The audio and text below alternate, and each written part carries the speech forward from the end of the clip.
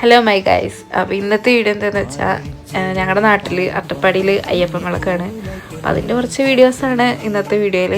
ഒരു 3-4 മണിയായപ്പോൾ ഗോളിക്കടവിൽ നിന്ന് പാലക്കൊമ്പ് എഴുന്നള്ളിപ്പുണ്ടായിരുന്നു. അത് കാണാൻ കുറച്ച് നേരം പോയി നിന്നിട്ട് നേരെ വീട്ടിൽ പോയി ഡ്രസ്സൊക്കെ മാറ്റിയിട്ട് പിന്നെ ഇറങ്ങി വന്ന് ഗോളിക്കടവ് നിന്നപ്പോൾ പാലക്കൊമ്പ് എഴുന്നള്ളിപ്പുണ്ടായിരുന്നു. അത് കുറച്ച് നേരം കണ്ടു. 3 ആനകളായിരുന്നു ഈ വട്ടം. അത് ഭയങ്കര തിരക്കായിരുന്നു ഈ വട്ടം. എവിടെ നിന്ന് ഇത്ര ജനങ്ങളൊന്നും പോലും അറിയില്ല. ഭയങ്കര തിരക്കായിരുന്നു. അപ്പോൾ കുറച്ച് നേരം അതൊക്കെ കണ്ടിരുന്ന് പിന്നെ അവരുടെ പിന്നാലെ ഇങ്ങനെ നടക്കുമായിരുന്നു. നല്ല രസമായിരുന്നു.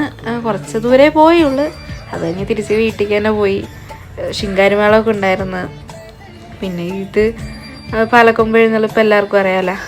ഇത് പിന്നെ ചെക്കന്മാരുടെ കുറച്ച് ഡാൻസും പരിപാടിയും അങ്ങനത്തെ കുറച്ച് സംഭവങ്ങളൊക്കെ ഉണ്ടായിരുന്നു.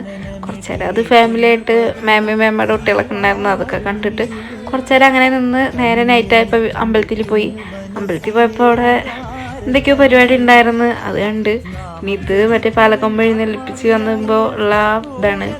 പിന്നെ അമ്പലം കണ്ട് ഭയങ്കര തിരക്കായിരുന്നു. പിന്നെ പരിപാടിയൊക്കെ ഉണ്ടായിരുന്നു. മോഹൻലാലിൻ്റെ ഒക്കെ വേഷം കിട്ടിയിട്ട് ചിലവരൊക്കെ ഡാൻസൊക്കെ കളിക്കുന്നുണ്ടായിരുന്നു. രസമുണ്ടായിരുന്നു, കുഴപ്പമില്ലായിരുന്നു.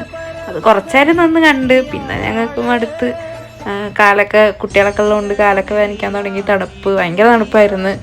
നല്ല തണുപ്പുണ്ട് അട്ടപ്പാടിയിൽ ഈ ടൈം ആകുമ്പോൾ. പിന്നെ അതൊക്കെ കുറച്ച് നേരം കണ്ട് പിന്നെ നല്ല രസം ഉണ്ടായിരുന്നു.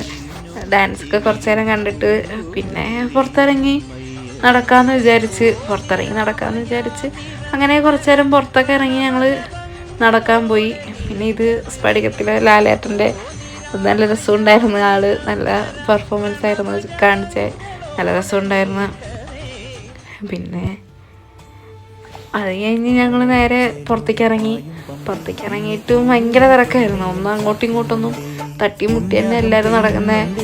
ഭയങ്കര തിരക്കായിരുന്നു. കുറച്ച് നേരം ഞങ്ങളതങ്ങനെ കണ്ട്.